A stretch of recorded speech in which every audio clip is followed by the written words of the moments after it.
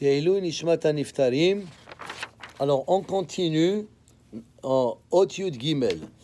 Alors, concernant le mois de Nissan, on fait la Bdikat Hametz, et le lendemain, on fait Bi'ur Hametz, on brûle le Hametz, et on fait Bitul Hametz, on annule le Hametz. Hein? Pourquoi on fait le Bitul?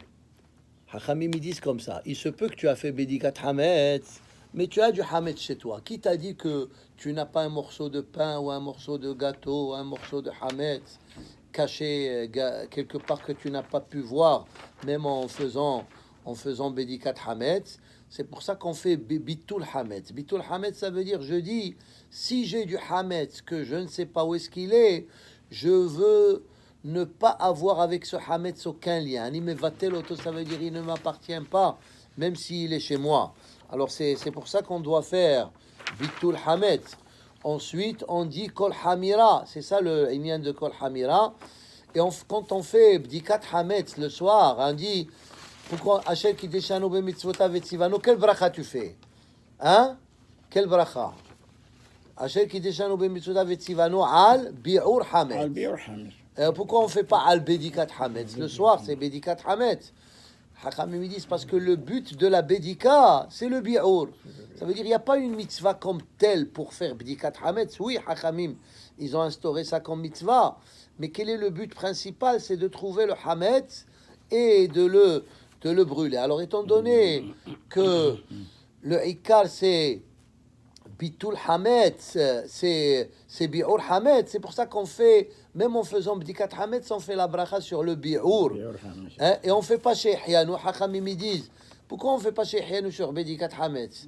Alors que la règle générale est, à chaque fois qu'on fait une mitzvah, la première fois, on fait chez Hyanou. Alors il y a deux réponses. Il y a ceux qui disent, le chez Hyanou qu'on fait sur le Kiddush, le soir de Pessah, ça couvre tous les mitzvot. Au lieu de faire à chaque fois chez Hyanou, on fait chez Hyanou sur le Kiddush et ça accomplit les autres mitzvot. Et il y a ceux qui disent pourquoi on ne fait pas chez Hyanou? Parce que zelo simha. Chez Hyanou, quand c'est une nouvelle fête, tu es content, Pessah, Rosh Hashanah, hein? Ou bien tu achètes un beau costume, quelque chose de beau, tu fais chez Hyanou. Yesh simha balev, mais juste brûler le Hametz, comme ça, il n'y a pas de joie comme telle, on ne fait pas chez Hyanou. Il y a ceux qui disent, pour ne pas être kafouï tova, parce que toute l'année, grâce au pain, on vit, hein? Alors maintenant, qu'on brûle le pain comme si on fait du mal au pain. On le fait parce que la Torah nous l'a demandé, on n'a pas le choix. Mais on ne fait pas chez Hyanou. Ça veut dire pour montrer un peu de Hakaratatov au pain. Et ensuite, la halakha qui dit Hametz she'avar alava Pesach asur bahana'a. Le Hametz, si quelqu'un vous invite après Pesach et vous savez qu'il n'est pas chômeur, il faut faire attention. Même si peut-être il mange du kasher chez lui à la maison, mais peut-être il ne fait pas très attention d'enlever le hametz et de faire mechirat hametz. Il faut faire attention de ne pas se faire inviter juste après Pessah, ou bien un magasin, acheter d'un magasin quelque chose de hametz que tu sais, si c'est un propriétaire juif naturellement, et tu sais qu'il n'a pas fait mechirat hametz, tu ne dois pas acheter chez lui juste après Pessah. Attends quelques jours jusqu'à ce que on évalue que peut-être le Hametz qu'il avait chez lui pendant Pessah, il l'a déjà vendu. Alors ça, c'est le inyan de Hametz she'avar alava Pessah. Il y a le inyan de Hag'ala et Liboun. Il faut cachériser les ustensiles pour qu'ils soient cachers les Pessah.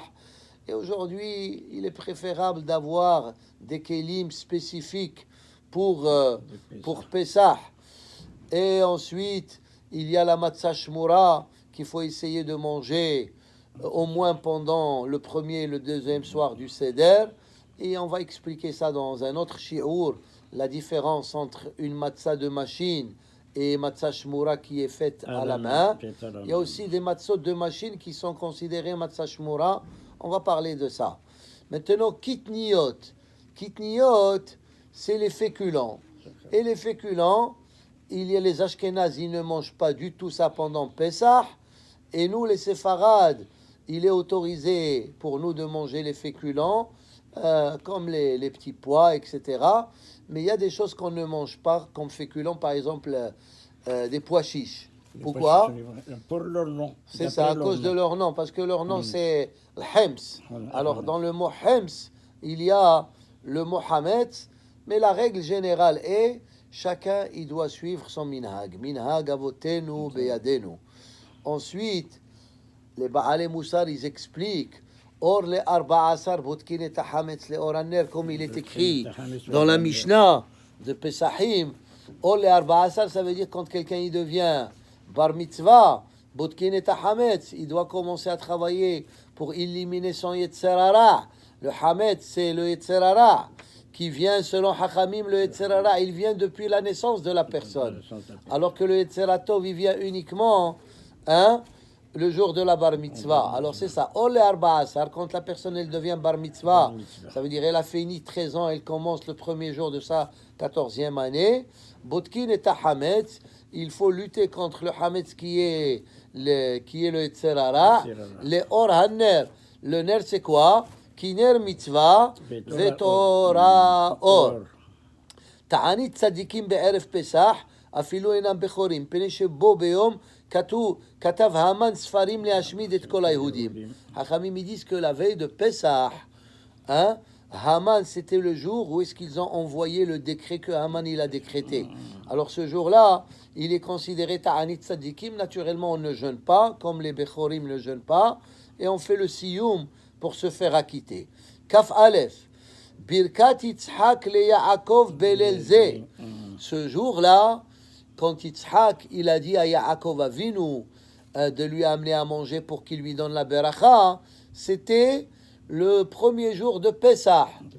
Hachamim, ils disent, la maman de Yaakov, elle dit à Yaakov, Kehali shene gedaye izim tovim. Prends-moi deux moutons. Est-ce que Yitzhak Avinu, il va manger 2 moutons entiers? Hachamim, ils disent parce que c'était Pesach. Il y a la mitzvah de Korban Pesach et Korban Hagiga.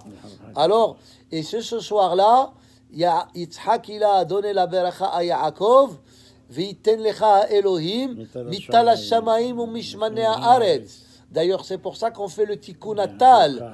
Le tikkun atal, on le fait le premier jour de Pesach, parce que les berachot, Yaakov Avinu, et nous ses descendants, on est Béné Israël, Béné Yaakov, on a reçu ces berachot le premier soir le premier jour de Pesach. C'est ce jour-là que Yitzhak Avinu, il a béni Yaakov Avinu. Et ensuite, Kavbet, Tirha shel mitzvah, kebol'o kach polto. Le Harizal, il explique ce concept. Il dit, comme dans le Inyan de Hag'ala et Liboun, Kebol'o kach polto. Qu'est-ce que ça veut dire? De la même manière que le Keli, il a absorbé le Hametz, de cette même manière, le Keli, il va décharger ce qu'il a absorbé. Alors c'est pour ça qu'on fait la Hag'ala. Ça veut dire, le Hametz, le Keli, la marmite, elle a absorbé le Hametz à travers l'eau chaude. Maintenant, à travers l'eau chaude, elle va faire sortir ce Hametz. Ou bien à travers le feu. Alors le Harizal, il dit, de la même manière que nous avons fait des Averot, pour nous faire pardonner, pour faire le tikkun, nous devons faire de la même manière les mitzvot. Alors il explique, si on a fait des Averot avec la transpiration, des fois on court pour faire des Averot, et on transpire des fois pour certaines Averot, alors on doit faire Kebol'o kach polto. De la même manière, nous devons faire des mitzvot avec, avec de la sueur. Et à Pesach, il y a tellement de choses à faire, le nettoyage, etc. Et comme ça, Kebol'o kach polto, Hachem il va nous pardonner à tous les péchés que nous avons faits. Alors c'est ça. Et ensuite, je conclus par cette histoire. Vous savez, Rabbi Israël Salanter, c'était celui qui a fondé le mouvement du Moussar il y a presque un siècle.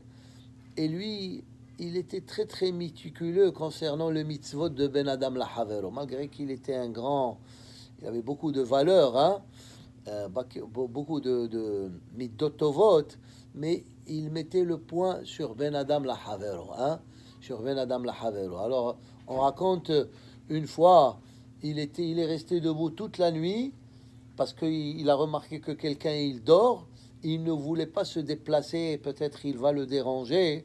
Il est resté comme ça bloqué toute la nuit pour ne pas faire Gezel Shena à quelqu'un. Mais là, l'histoire d'aujourd'hui, hein, Rabbi Israël, Lolitzok, vous savez, quand on faisait les matzot, on faisait tout à la main autrefois. Et les Talmidim, ils ont dit, quand on pétrit les matzot, quel kavanot il faut faire? Quels sont les kavanot spirituels? Ils pensaient que leur rabbin va leur donner des kavanot extraordinaires avec la Kabbalah et les séphirot, etc. Il leur a dit, ne criez pas sur la femme qui est en train de pétrir la pâte de la galette. Parce que vous savez, quand on fait des matzot, ça prend 18 minutes à partir du moment que tu mélanges la farine et l'eau jusqu'au moment où la matzah, elle sort du four. Alors il faut être zariz, il faut se précipiter. Des fois on crie, hey, allez vite, fais. Il faut pas crier. Le Inyan de Derech Eretz Kadma la Torah. On raconte une autre histoire sur lui. On le voyait une fois, il était invité faire Netilat Yadayim pour la Seouda avec un peu d'eau. Et ces Talmidim, ils étaient étonnés. D'habitude, le rabbin, il est mahmir, il met beaucoup d'eau. Et on dit après, pourquoi un peu d'eau? Il a dit, parce que je veux pas faire la mitzvah sur le dos de quelqu'un d'autre qui doit transporter de l'eau de la rivière. Autrefois, il n'y avait pas l'eau courante comme nous avons aujourd'hui, Baruch Hashem. A dit, oui, je peux faire la mitzvah, mais c'est lui qui se dérange et qui marche pendant 25 minutes pour amener. On ne peut pas faire la mitzvah sur le dos des autres. Une fois la même chose, on raconte qu'il était invité dans une séouda de mitzvah vendredi soir. Il leur a dit, à condition qu'on finit la séouda après 1 heure. Parce que, encore une fois, ils savaient qu'il y avait des femmes de ménage qui préparaient les séoudot. Et après le repas, c'est eux qui doivent nettoyer. Et des fois, ces séoudot de Shabbat, ça durait pendant des heures. Ça durait pendant des heures. Et c'est la madame ou le monsieur qui doit nettoyer après. Lui, il doit attendre. Et des fois, c'est pas très, très pratique. Alors, il dit, je veux que ça dure 1 heure, 1 heure et demie. Et une autre histoire. Quelqu'un, un talmid, il lui a dit, quand je mets le talit Yom Kippour, avant qu'on l'hydré, quel kavanot je dois avoir? Encore une fois, il pensait qu'il allait lui dire, hein, d'avoir des kavanot, Rabbeinu Arachash, etc. Il lui a dit, quand tu mets le talit, hein, il faut juste t'assurer que quand tu mets le talit, tu ne frappes pas ton ami avec les pékilim. Des fois, quand on met le talit, les tzitziyot, ils peuvent toucher notre voisin qui est assis à côté dans la synagogue. Alors il dit, c'est ça la plus... Ne fais pas du tsahara autrui. Pour nous transmettre un message. Et c'est le message, finalement, pour le simplifier, de Rabbi Akiva. Ve'ahavta lere'acha kamocha, ze klal gadol batorah. C'est la considération envers autrui. Baruch Adonai le'olam. Amen ve'amen.